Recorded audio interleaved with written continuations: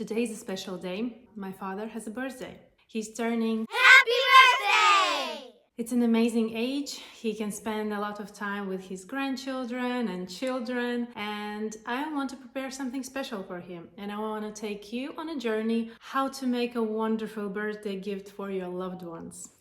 So I know my father likes roses, and I will go to his garden and pick some references for the rose painting.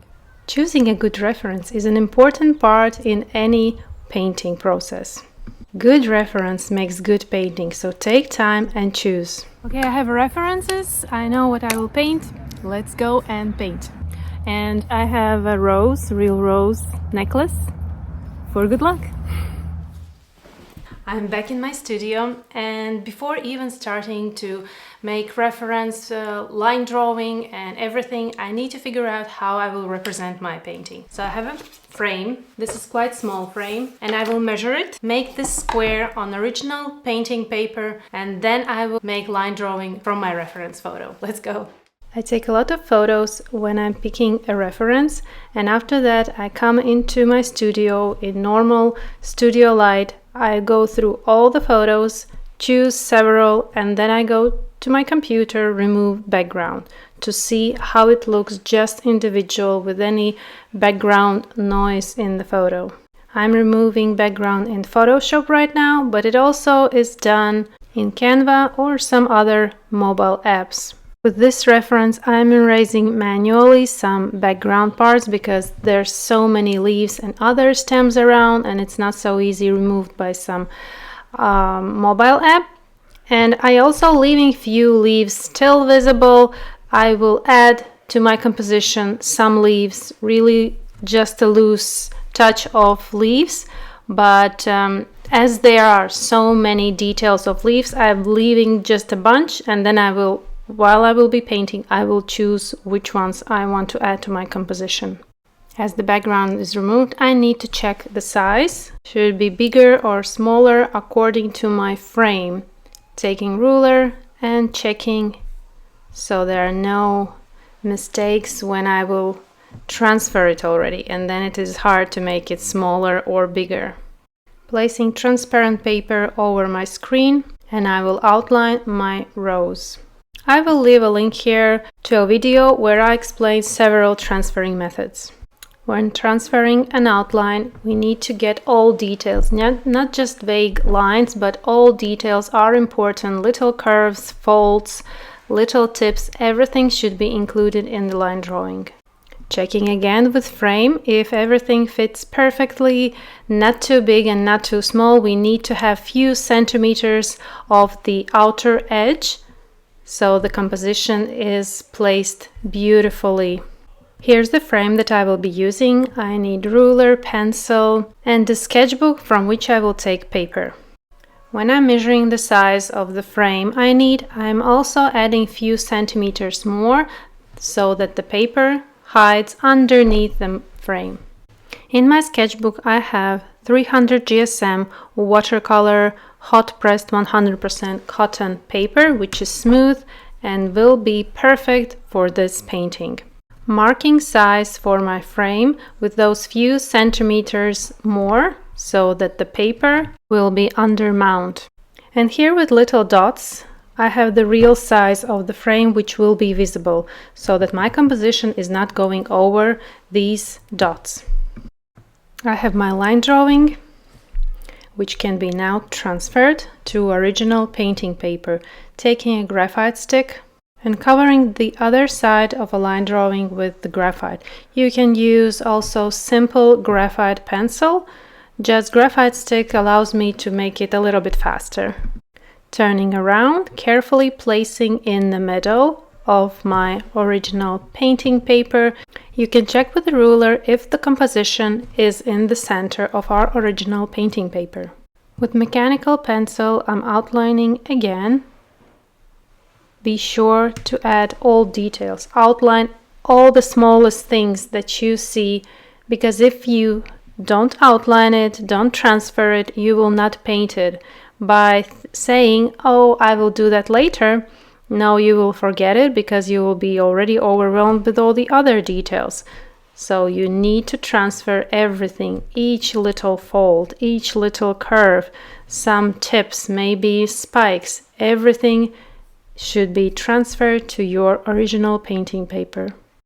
Before removing, check if everything is transferred and then lift your hand and remove transparent paper.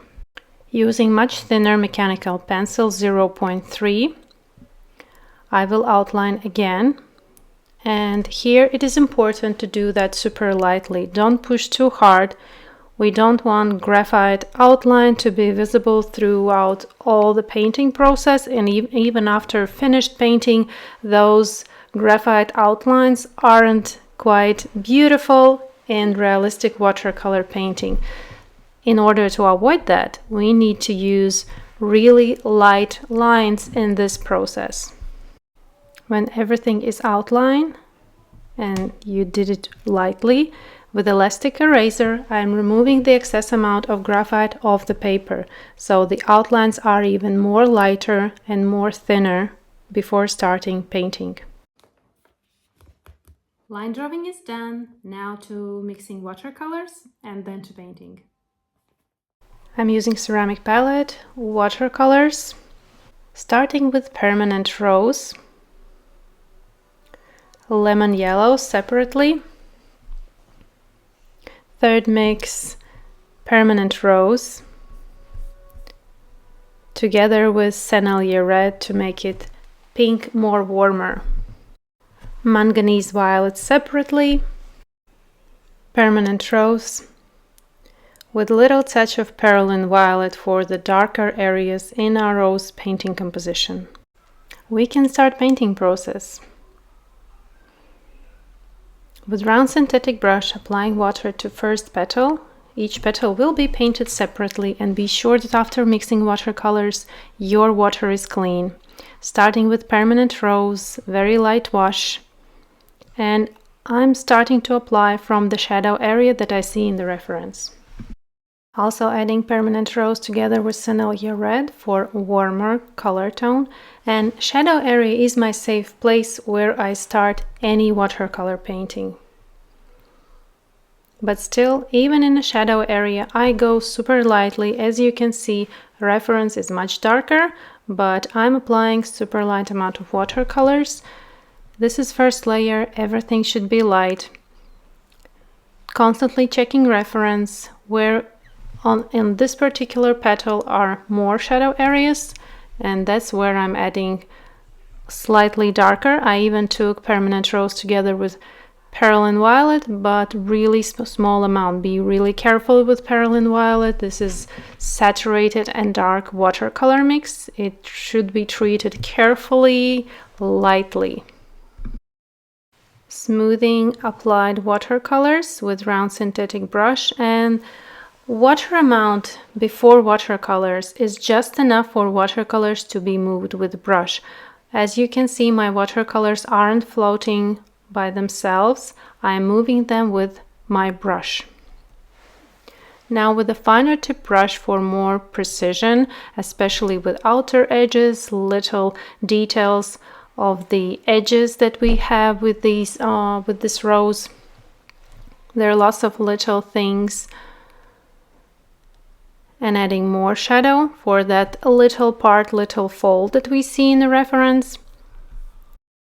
I recommend open reference right beside your tutorial, on the computer, on that same screen, or on the other gadget, and zoom in closer the area that I'm working on. Do you see these shadows? Do you see these little details? Because when we first look, we just see an overall form, overall lines. When we start to look carefully, we notice these little things that makes any painting look realistic. When we are adding details, like here with this rose, each petal has an interesting edge. We need to capture that. That is one of the difference what makes painting a painting rather than an illustration. With a finer tip brush, I'm carefully making this little curve from darker to lighter. Then there's little tip from other petal. I'm applying with finer tip brush small amount of permanent rose really lightly because this is much further and it's fading in our composition. We don't want to make it super detailed and super dark, then it will start to come in front. Moving on to the next petal, permanent rose together with Sennelier red with finer tip brush because this petal is much smaller and all this composition is really small than usual. It makes painting a little bit harder when you have a really small size, but you still need to manage all the details and to make it look realistic. It's easier with enlarged pieces. Of course, there's also a lot of work to be done, but there you have place where to go and do all the detailing. With this smaller size, it's really harder. Almost all painting process is used finer tip brush to manage all details, not to go over lines. Taking permanent rose with Perlin Violet for little this triangle, which is much darker, inner part between these petals that we just painted. Moving forward, finer tip brush, small amount of water, permanent rose together with Sennelier red and a little bit of darker watercolor mix. This petal is covered with the front one and is in the shadow. Be really careful with edges. We don't want to make this dark watercolor mix enter the lighter petals. And smoothing with permanent rose to the lighter area. Painting with the tip of the brush. Careful, slowly. Each of us have our own pace, so if you are painting slower, pause the video, do the process, then continue watching.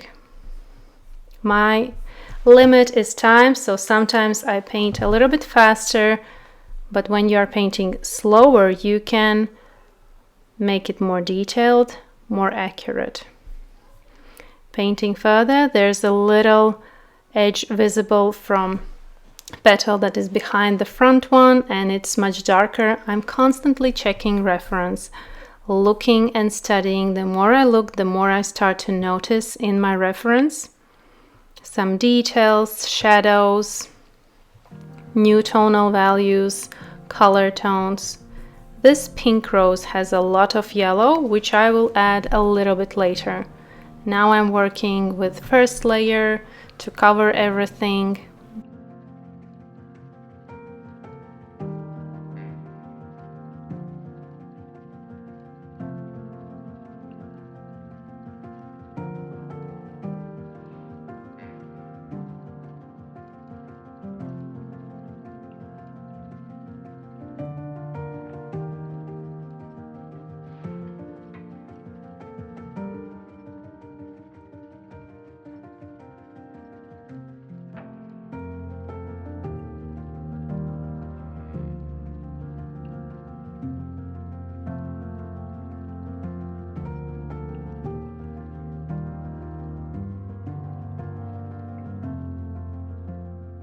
Now this petal, which is completely in the shadow, covered with the flower head, I'm adding Indian yellow, a little bit from darker watercolor mix, and also warmer permanent rose with Sennelier red.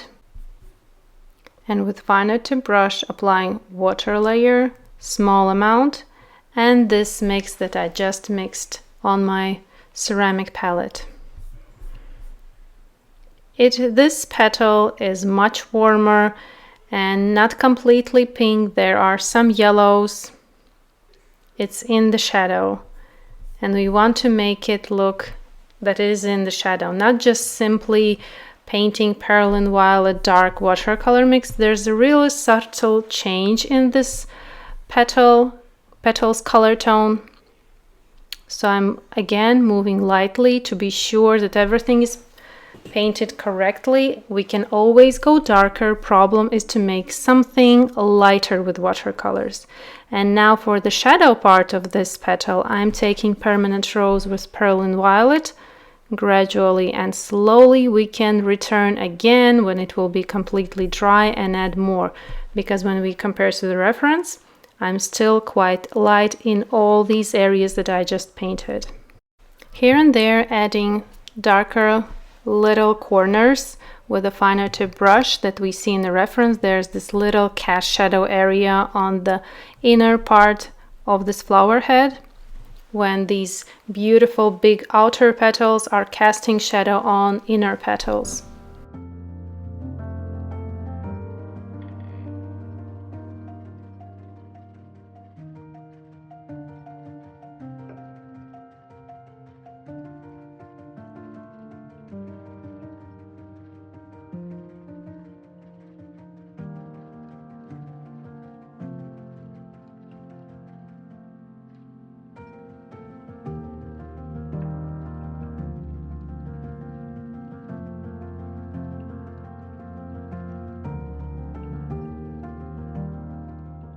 Moving to the beautiful petal that is curved in front of us, and we see there's beautiful lemon yellow inner part, the part that is attached to the flower head.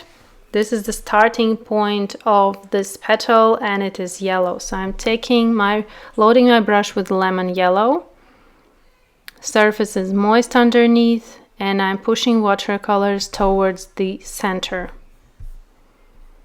Taking Permanent Rose with Sennelier Red and applying to the shadow area of the curve.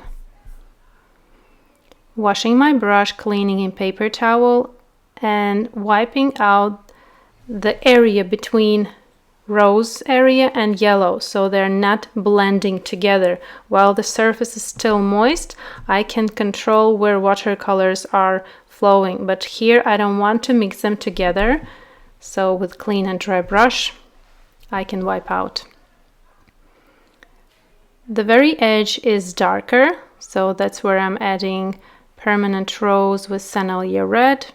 Again, everything is done lightly, as you can see, smoothing the applied layer immediately as I am painting, not leaving for the layer to get dry. We want to have smooth transitions.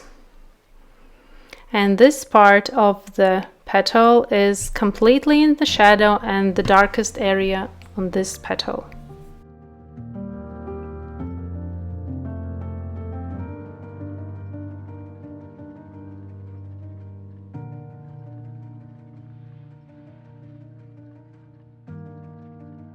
With finer tip brush, loading with Permanent Rose and Sennelier Red, applying more watercolors to this fold, smoothing the applied layer towards the yellow part. My brush is clean at this point. Permanent Rose with Sennelier Red to the outer edge of this petal.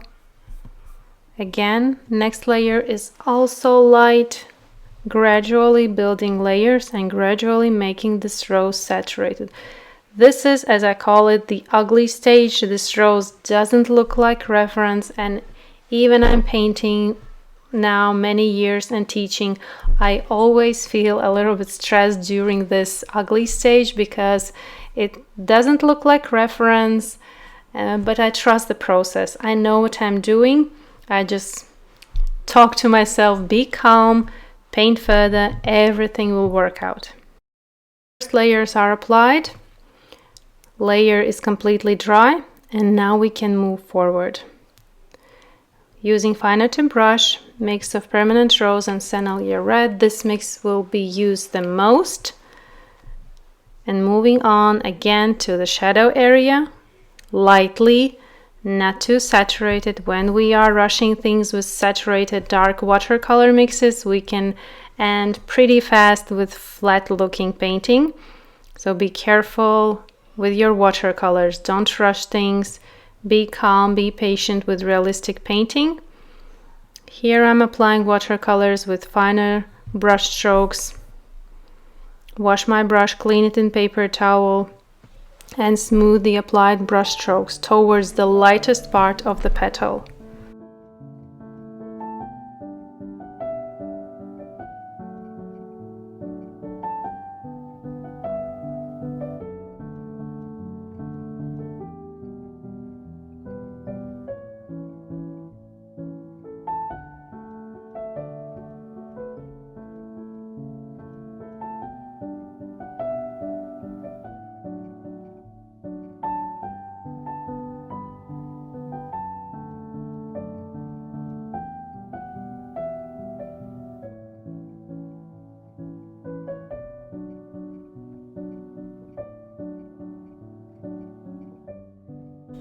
I'm taking a mix of Indian yellow, permanent rose and Sennelier red, the yellowish pink watercolor mix, and apply it to the edge of this petal. We see in the reference that this rose starts to fade and outer edges are starting to becoming a little bit old, and there's this little brown color tones. More to the shadow. It is again dry and I can paint over. I don't use big amounts of water, so my layers dry pretty fast.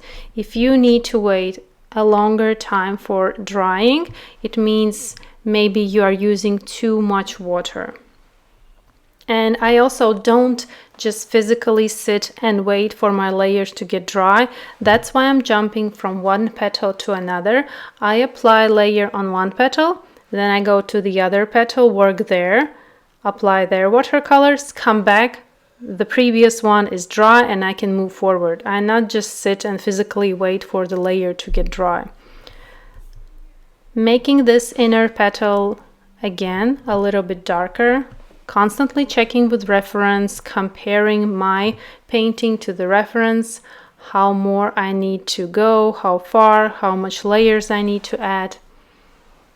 Painting with the tip of the brush, applying watercolors and smoothing the applied layer towards the lightest part of the petal. For this petal that is in the shadow, I'm using really small amount of permanent rose with Perlin Violet, especially for that cast shadow area where this petal is very close to the flower head.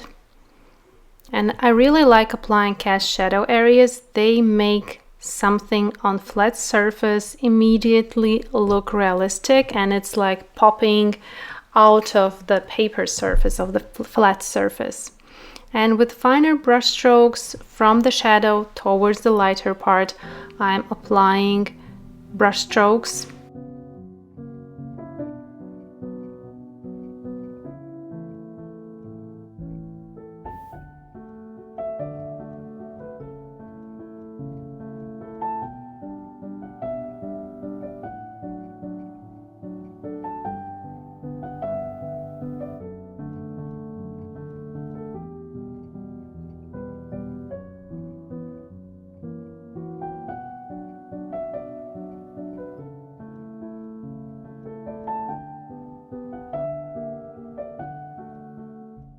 Adding more shadows with finer tip brush, comparing to the reference, and using the same approach over and over, the same watercolor mixes that we pre-mixed. I will be applying layers and layers until I'm getting closer to the reference. There's no magic tricks or special techniques. It's just a matter of patiently applying transparent layers on each petal, checking with reference, comparing petal with petal in the reference. Then I'm comparing on my painting petal with another petal, which one is darker, which one is lighter, and be careful with the lighter area. Don't overpaint it, leave it as it is light. Leave it even bigger than it appears in the reference, because towards the end it will reach the size that is in the reference. More shadow here. We see that this part is going under the flower head and it is much darker. Also, this part is really warm. There is yellow pigment in this area and I will add it a little bit later. Now I have completely dry surface, like be sure that it is 1000% dry. And with the razor, I'm going over the outer edges and removing graphite lines that are still visible. If you are painting lightly, you can even erase some graphite lines after one layer, because this is super light amount of watercolors and those lines can be erased. Removing graphite lines makes your painting much neater. Getting back to painting, moving forward to this beautiful petal that is right in front of us. With finer tip brush, applying another layer to this area which is curved and there's shadow. Now here you need to be really careful not to go over the yellow part. We want to keep yellow part bright and yellow. We don't want to have some perylene violet in the yellow part and even completely covered, so be really careful with this area. Move transparently and slowly, and when you are smoothing the applied layer, be sure that your brush is clean. Then you can smooth the applied layer and not overpaint the area where you are smoothing. And here at the very upper part where the petal is attaching to the flower head, there's shadow because it is going underneath the flower head, and with the very tip of the brush, using permanent rose with perylene violet, I'm applying really small layer, small part of the shadow. Again, leaving yellow part bright and yellow, just a little part.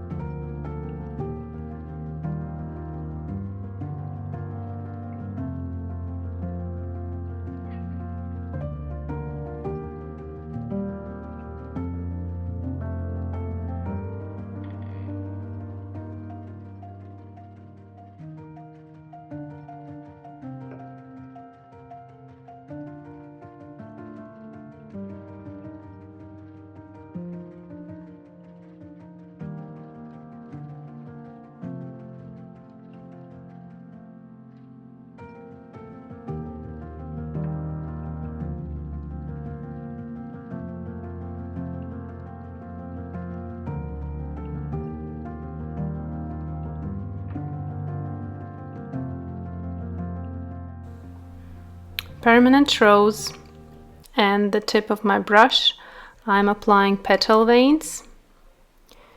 Before applying petal veins, you can practice on a separate piece of paper for really thin lines. Even if you are not too sure about your thin lines, you can leave this step out. You can even not paint petal veins at all. It will be better rather than having a really thick veins. So be really careful, practice separately. If you are not too sure, you can leave this stage out. Shadow on the further part of this petal, because it is further from us, it is going away from us, and there is this little shadow area on the right side also. So as I'm looking in the reference, I noticed these little things. In the beginning, I didn't saw them. It is happening during the painting process.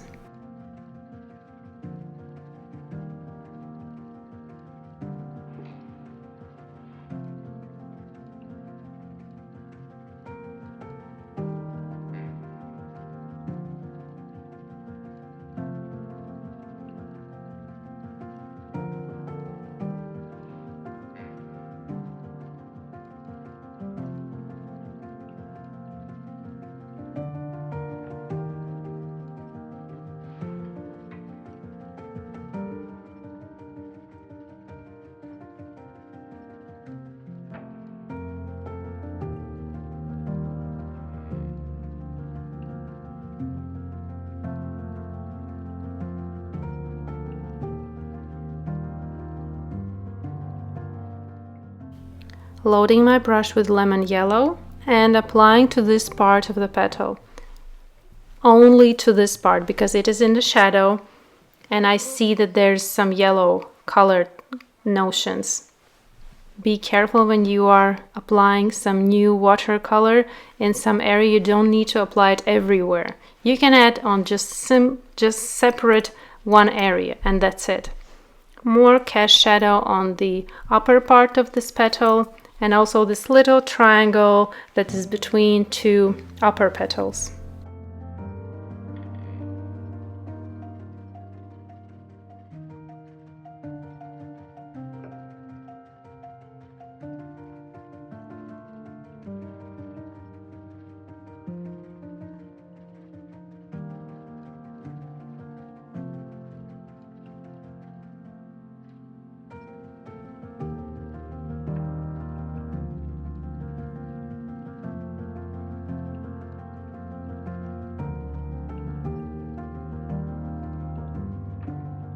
Ran out of watercolor mixes, taking permanent rose and Sennelier red, mixing watercolors again. I always mix small amount of watercolors. Really suggest for you try the same. Don't make big amounts of watercolor mix. You can always mix again. You know the pigments that were used, and if the color tone will slightly change, no worries, your painting will only benefit from that. Applying shadow part to the left side petal with fine brush strokes, little brush strokes, carefully, gradually, and the shadow part goes up to the upper part of this petal.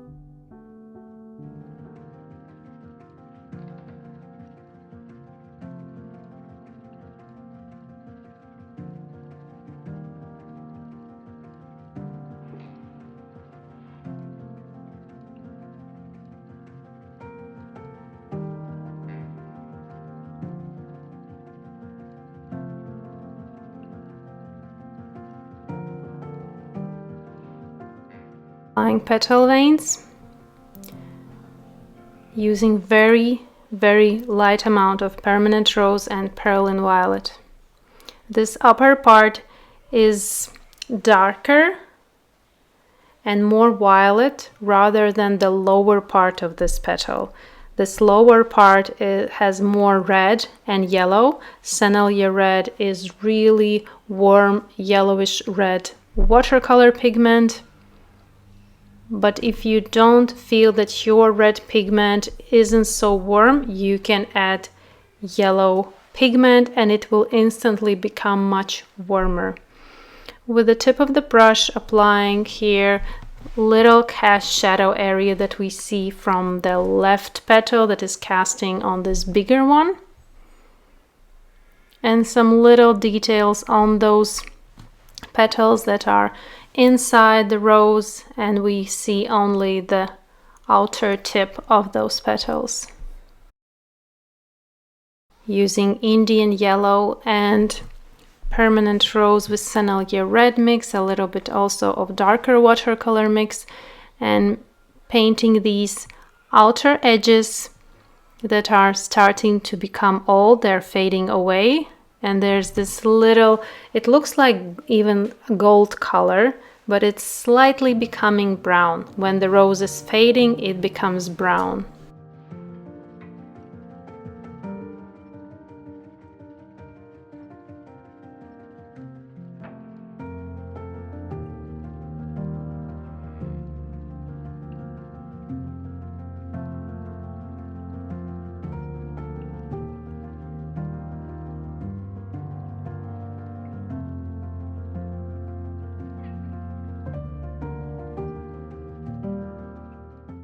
Here also some part of the edge has darker line. I'm not outlining all the petals, just few areas that I see in the reference. Permanent rose and pearl and violet, again making shadow area a little bit darker. With each new layer, my rose is becoming more saturated and richer. It only happens with layering. Don't rush this stage. Paint carefully, gradually, patiently. If you feel an urge to rush, just pause the video, stop painting, take a break, come back after some time or even some days. Applying small amount of permanent rose to my manganese violet watercolor. Little touch of pearl and violet from the darker mix, and with finer brush I'm applying this really transparent layer to the front petal and the shadow area of that front petal. Permanent rose, clean permanent rose to the very right side where we have this lighter part.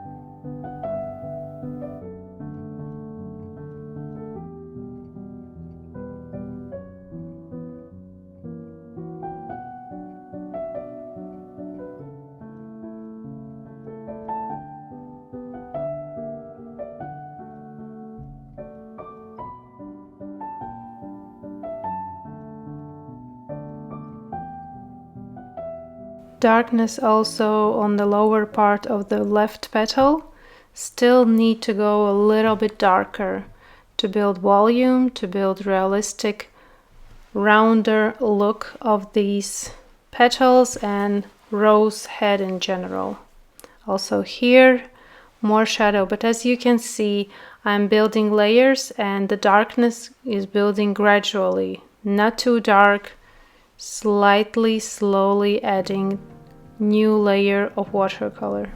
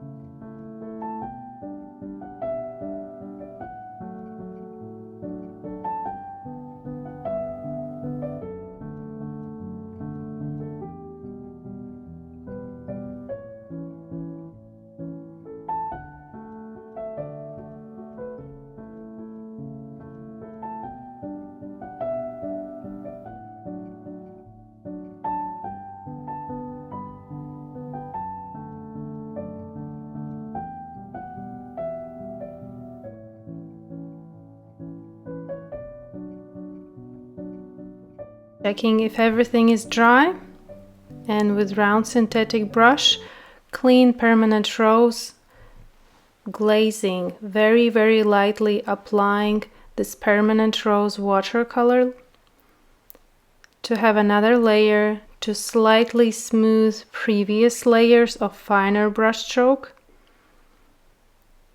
Mix of yellowish brownish, this Indian yellow together with permanent rose, Sennelier red, and little touch of pearl violet to the petal that is in the shadow.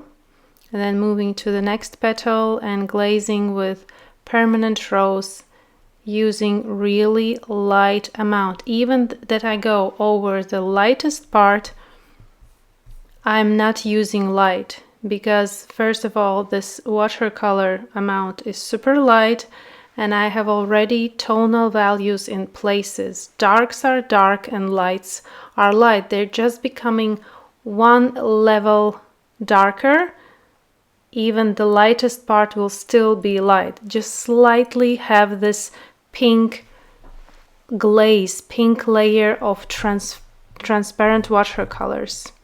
Also lowest petal, glazing, applying this really light amount of watercolors, smoothing layer underneath. Taking watercolors, sap green, lemon yellow, more sap green, and little touch of alizarin crimson.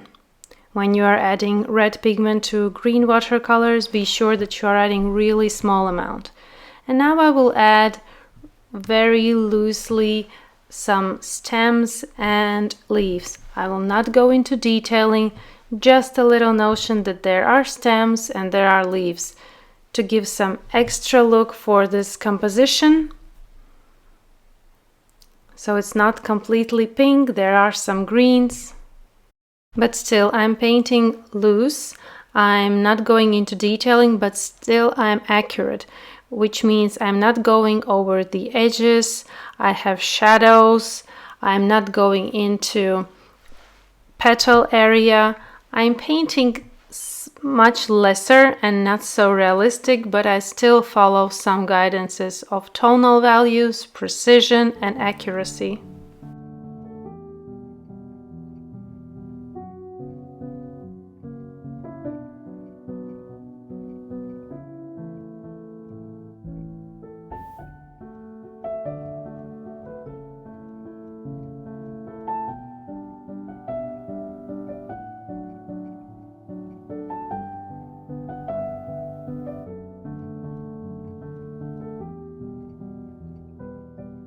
Adding more sap green and perlin green for darker.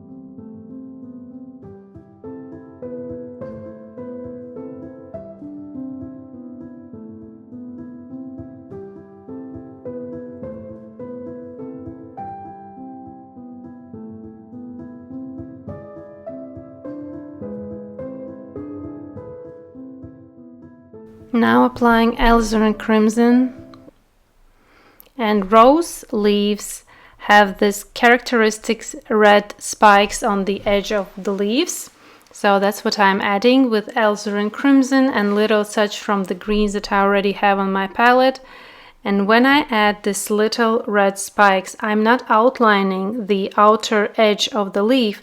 I'm applying little tip of this red with the tip of my brush, carefully and accurately, not outlining. More shadow area, few brush strokes to make it more realistic and more lifelike. And be really careful with outer edges. We don't want to ruin at this point and don't want some green brush strokes into our pink petals. Getting back to flower head. Now that we are reaching finishing stage, it is time to zoom out and take a look on overall look of this rose. Compare where we need to add more shadows, build contrast. Maybe some details are required on some petals. This is the stage where you can push yourself a little bit further for some extra time, even after this tutorial is finished. Be sure that you're painting transparently and don't rush things. Applying another layer of transparent watercolors with round synthetic brush. Carefully adding more contrast to some areas of the shadow, and when you are adding shadow, you don't need to add it everywhere. Add it in the places that we clearly see in reference that those are shadow areas.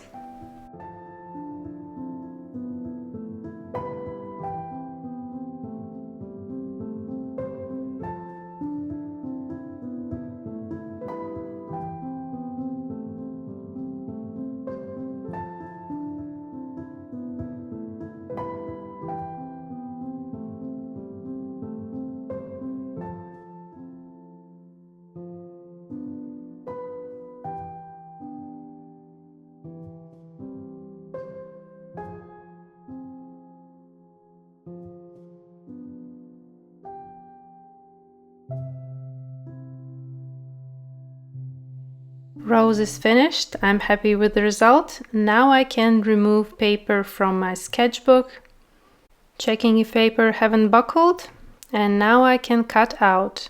Be sure to cut out the line that is bigger than your frame size so that the paper goes slightly underneath the mount. Check twice. I'm also erasing graphite lines that stated the size of the frame. I don't want to have any graphite lines visible. Signing my work. If you are gifting to someone, it's better to sign on the front side and also on the back side. Year, your name, and the name of your painting. Also, you can write a wish on the back side of your painting. Now we can frame our little painting. Frame is ready. At this stage, be really careful with your work. Be sure that your hands are clean after painting and using graphite. And now is the time to place your painting in the center of this mount. Move it, see it, how it is placed. You can check with ruler, are the gaps between your composition and corners of mount are equal on both sides, up and down, from left to right. Check twice. This is the part you don't need to rush. Do it accurately, carefully. I'm using tape and securing my painting on the back side of the mount to be sure that the painting will not fall down in your frame. Attaching last one and checking how painting looks in the mount. No buckles, no gaps. Everything is safe, clean and neat. Signing on the back side of painting and writing some little note to my father. This frame is from IKEA and I have a plastic cover to protect the watercolor painting. It also has a film that should be removed before framing completely. And this transparent film is protecting from dust and some scratches along the way while you are carrying it from shop and framing. All watercolor paintings should be framed with a cover. It can be plastic or glass. Glass is a bit more expensive and fragile. Plastic is more affordable. Plastic is also great for sending to someone. It will be much safer rather than shipping with the glass. Final quality check of the frame and painting. It is finished, framed. Everything looks neat and nice, and this is really a lovely gift to anyone you care for, you love, you want to show appreciation.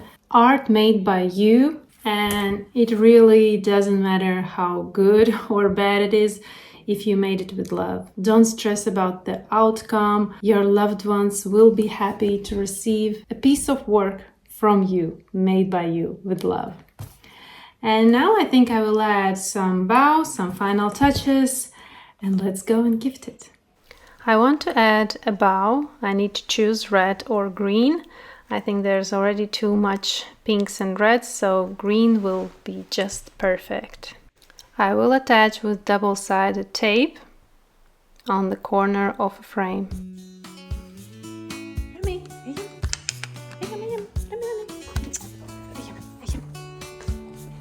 So we are going to gift a present. Hey! Okay. We live right beside our parents. And our dog is super comfy also here. Hey! Everybody say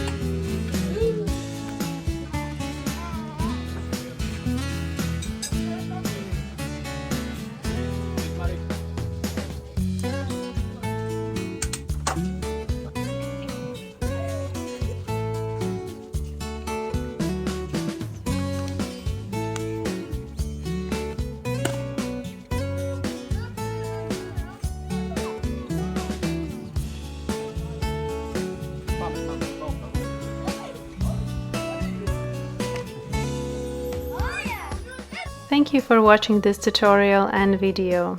Thank you from all our family. Have a wonderful day and see you in my next tutorials. Bye bye!